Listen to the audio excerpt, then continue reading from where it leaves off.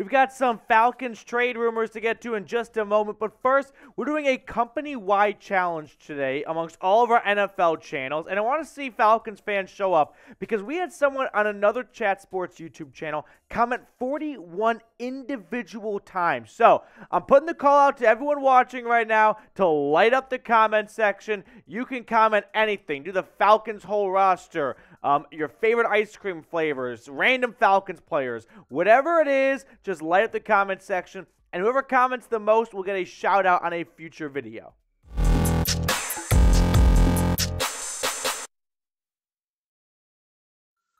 Coming up on today's Falcons edition from Chat Sports, we're going to look at the latest Falcons trade rumors involving two pretty big names, Lamar Jackson and Stefon Diggs. So, we've got a lot of ground to cover, like I like to say, on today's show. And let's start with the Baltimore Ravens quarterback, Lamar Jackson. So, NFL insiders are now starting to pick up the breadcrumbs that it felt like for a little bit it was just sort of medium tier-esque people on Twitter talking about, could the Falcons trade for Lamar Jackson?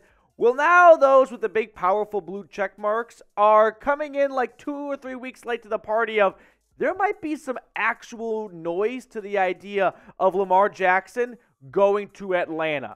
This came from the Washington Post, who wrote, "The executives I spoke with kept coming back to two NFC South teams as potential Jackson landing spots, the Atlanta Falcons and the Carolina Panthers." Okay, so we got some interesting buzz here now, as those are two teams that were vying for Deshaun Watson a year ago, so clearly they're in the market for pulling off a big blockbuster trade, right? If you don't think Terry Fontenot's going to do what it takes to go out and get Lamar Jackson, where were you last year when he was willing to trade multiple firsts and probably more to get Deshaun Watson? So I think we can sort of cross that bridge of, would the Falcons even be interested in trading a boatload of picks away? They were for Watson. I don't see why they wouldn't be for Lamar Jackson here. Now, as we all know, Lamar Jackson is going to be a free agent, and there's no way the Ravens just let him walk down the road, down I-75 to Atlanta.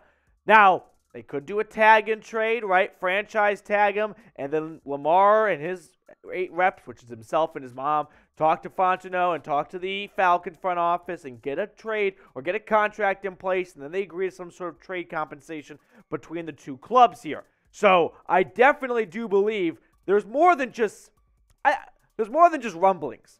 I think we have graduated to smoke.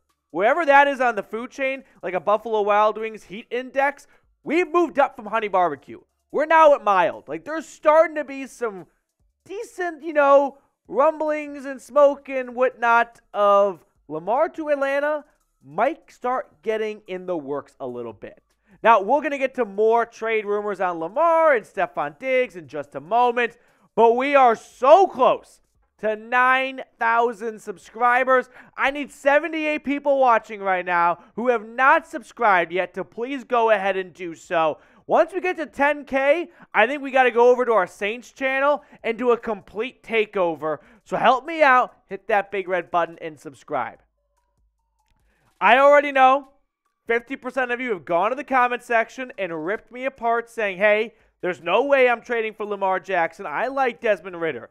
And I think Ridder, in a small sample size, just 4 games, definitely showed you, well, he's not Malik Willis, right? Well, he is playable and whatnot. But I can't believe I really have to say this, and maybe the silent majority can come agree with me in the comment section. Lamar Jackson is a clear upgrade from Desmond Ridder. Maybe I'm going to be old takes exposed in 5 years and Desmond Ridder goes on to be the next Matt Ryan and then some. But come on. What are we doing here? Poll 32 NFL GMs. Ask them which quarterback they'd rather have. 33 come back and say Lamar, right? Some CFL team from north of the border goes, oh, so sorry. Didn't know anyone was asking. But yeah, of course they're going to take Lamar. Why are we having this conversation? It's kind of ridiculous, honestly. Look what Lamar's done the last 4 years. If you factor in his legs and what he's able to do on the ground, now I will say, point taken, the last 2 seasons, he's only played 12 games. And those missed games have not come from weeks 3 to 5, right? They have come at the end of the year. And it's a bit concerning. I'd be lying. For whatever reason, Lamar Jackson, whenever flu season comes around, he just walks up to, like, handrails and starts licking it with his tongue because he's always getting sick, it feels like. But regardless, it's Lamar Jackson. So we'll open it up to the floor here. Would you trade for Lamar Jackson? Trade or pass? Let me know in the comment section below, like deal or no deal. I wait for the day on deal or no deal when someone takes a deal the first time the banker makes an offer, but that's just my separate tangent here. So let's move on to the second half of today's show now, which is all about Stefon Diggs and the drama that's really starting to brew in Buffalo. This morning when I came into work, I thought we'll talk about Stefon Diggs, maybe pairing up with Desmond Ridder if he's going to be, the quarterback next season. A Lamar Jackson trade doesn't happen, whatever.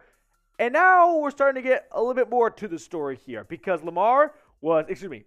Diggs was not happy, of course, understandably, after losing to Cincinnati at home in Buffalo in the divisional round. He darted out of the locker room, didn't really bother to say goodbye to anyone. Season's over. So let's go to this report from a Bills beat reporter who tweeted out Bills wide receiver Stefon Diggs darted out of the locker room with all his stuff before some of the Bills coaches were even down to the tunnel area. Practice squad running back Duke Johnson stopped Diggs before he left the stadium and brought him back to the locker room. He left a few minutes later. I don't think... Now, that right there should not yell, the Bills are trading Stefon Diggs, or Stefon Diggs is going to request a trade. That's not enough. It's not enough. But now we got this kind of, where Diggs himself tweeted out, want me to be okay with losing? Nah. I need a whole bunch of other tweets, right? I'll read them out to you. Want me to be okay with our level of play when it's not up to our standard? Nah. It's easy to criticize my reaction more than the result. Clearly, there is a growing level of frustration with Stefon Diggs and the Bills, right? Diggs was clearly upset with the loss, and that's understandable. And just because you lose doesn't mean, oh, it's a fire sale. Come feast on all their players. But did anyone else watch Stefon Diggs walk up to Josh Allen on the sideline after the fourth down incompletion, wave his hands like, what are we doing here? I just start to wonder, could Stefon Diggs feel like the Bills are not doing enough after two, I guess they would say, early off-season exits, and they just keep thinking, let's run it back and it'll work this time, right? No, maybe bigger changes need to be made in Buffalo because I don't think they're a top two team in the AFC. I think you got to go Kansas City, Buffalo, Cincinnati, right? How could you really argue otherwise right now? So this is getting very interesting, like I said. Now I want to go to this, though. Let's talk more about Stefon Diggs because I want to remind everyone that he was traded to the Bills from the Vikings in 2020, which now makes my segue to why do I care about this as a Falcons fan? Well, why did Buffalo trade for Stefon Diggs? Because they had Josh Allen early on in his career, and they wanted Josh Allen to have a veteran wide receiver to help progress his career and fast-track things a little bit here. Kind of reminds me of a certain Atlanta Falcons team with a young quarterback who could maybe use a veteran receiver to help bring him along a little bit. Now, we'll look at some stats that I think you guys will find very interesting in just a moment, but sound off for me. Just point blank, whether it's Atlanta or somewhere else, will Stefon Diggs play for the Bills in 2023? Yes or no? Is there even a little part of you that's going, Stefon might be like really, really upset with the way this is progressing, and there might be a change that, live it this way. No one saw the A.J. Brown trade really coming, and definitely no one saw the Tyreek Hill trade coming. Could we be getting something similar this offseason with Stefon Diggs? That's what I want to say in better English here.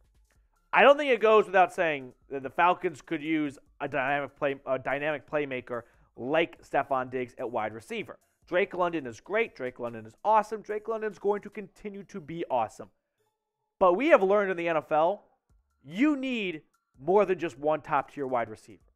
I mean, I'm thinking about the top 4 teams remaining right now. Let's start with the Bengals. T. Higgins and Jamar Chase. Both of them wide receiver ones on the same roster. The Chiefs, they get a pass. They got Patrick Mahomes. He makes everything work. Okay? Then you've got the 49ers. Deebo Samuel, Brandon Ayuk, George Kittle. I mean, all number ones in my opinion. And then the Niners play the Eagles, Devontae Smith and A.J. Brown. So I don't think Drake London by himself will ever really be enough. You need that much firepower in the air here. Before we look at those stats, though, today's show is brought to you by BetUS. Who was here last week when I said put all of your money, mortgage, tuition fund, everything on Jags plus 9.5? Look at us now. We are billionaires in the Bahamas. Ride with me, chatsports.com/betfalcons. Use promo code Falcons125 for the AFC NFC Championship round. I'm going to stay away from the AFC game because I have no idea what to make of Mahomes' ankle. When it comes to the NFC, I'm going with the Niners, baby. Give me the Niners. Give me the Niners and the points. Let me know what you're picking, but make all your picks using this link and this promo code for a deposit bonus of 125%. Let's check out some numbers and some stats here. So Diggs this season was phenomenal. I mean, this really shouldn't be new information. 1,400 yards and 11 touchdowns. He was one of the better wide receivers in football this year. 108 grabs, 13.2 average on all of his receptions. So now we look at Josh Allen's stats here. And this is where I segue to the Falcons entering the mix in this conversation. Look what Josh Allen did in 2019 on the left compared to what he did in 2020. You want to know what happened in between?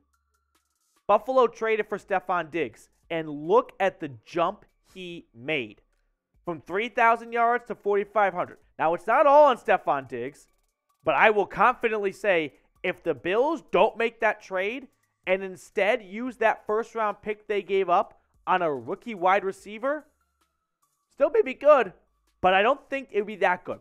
I think he needed a veteran, precision route-running wide receiver to really jumpstart and really kind of, go from 0 to 60 Josh Allen's progressions. We also have that, but it's not the first time we've seen a move like this. The Falcons themselves kind of doing it with the Jags here.